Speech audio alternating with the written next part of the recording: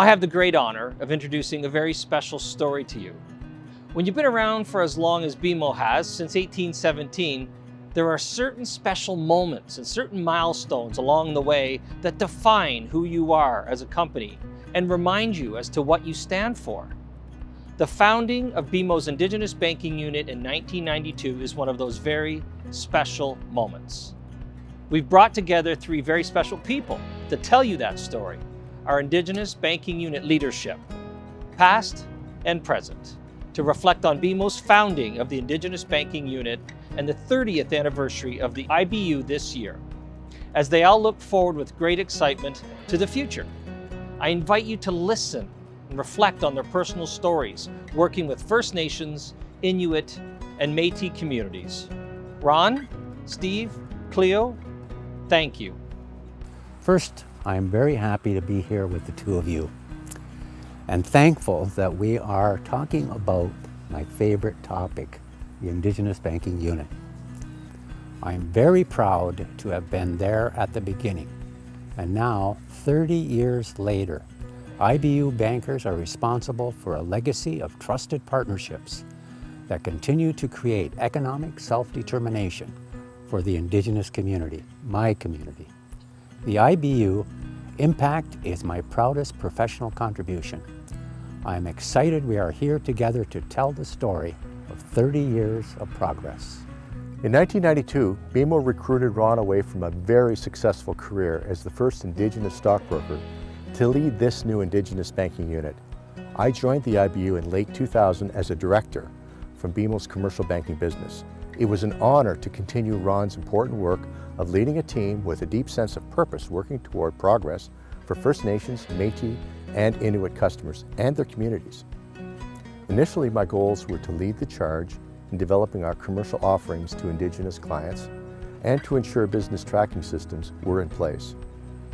IBU banking products and services expanded, focusing on infrastructure financing and lending to businesses and projects.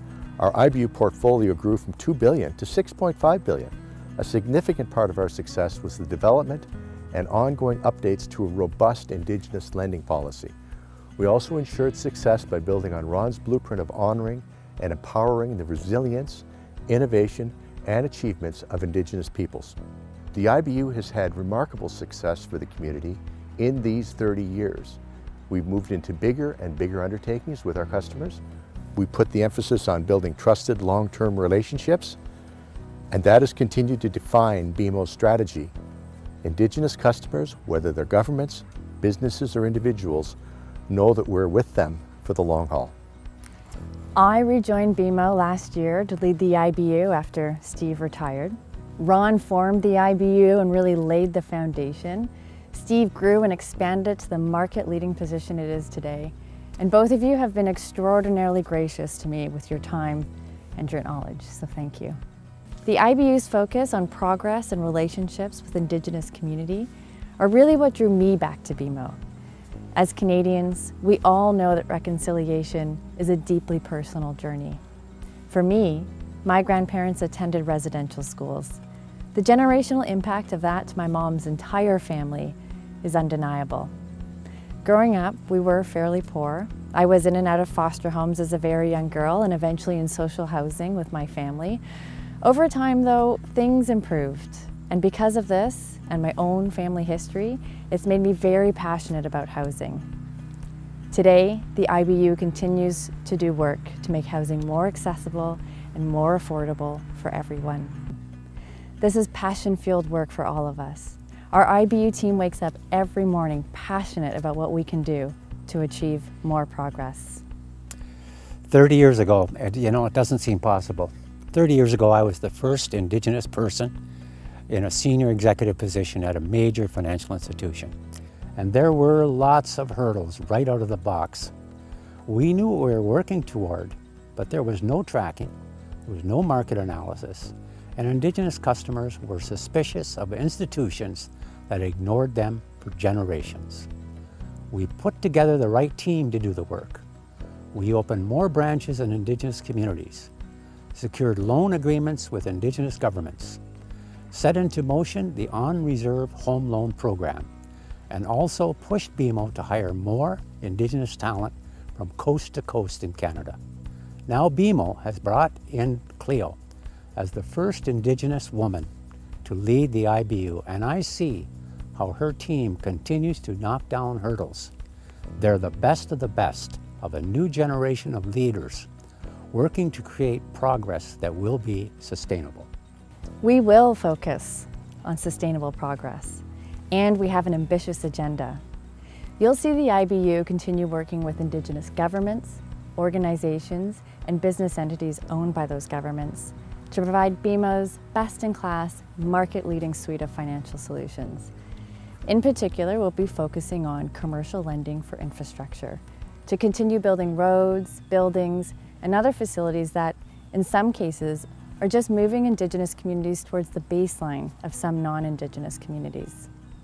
On the economic development side, we're also focused on acquisition, equipment, and operation financing that diversify communities' revenue streams, expand skills and expertise, and really further economic self-determination. To do this work, the IBU collaborates with the best of BMO internally. Those are our partners in trust, wealth, personal and business banking, people and culture and diversity, equity and inclusion, and the list goes on. But that's our team. That's how we bring the whole of BMO to Indigenous peoples and communities. I also want to see us deepen our portfolio in sustainable financing across the country. This is a natural fit for us. We know the deep connection that we as Indigenous people have to the environment. And finally, part of growing the IBU over the course of 3 decades has been establishing a working history with Indigenous governments and organizations. But we also need to serve the small business sector, where we can partner with Indigenous entrepreneurs growing their businesses. After being the first bank to provide an on-reserve home loan program and the first to create a personal banking program for Indigenous people, I would love for us to be one of the first to have a program dedicated to Indigenous entrepreneurs. We know the IBU's work is making a difference in people's lives. And we know we have the talent and passion to advance progress. The opportunity to boldly grow the good only continues, and I invite everyone to watch us do just that.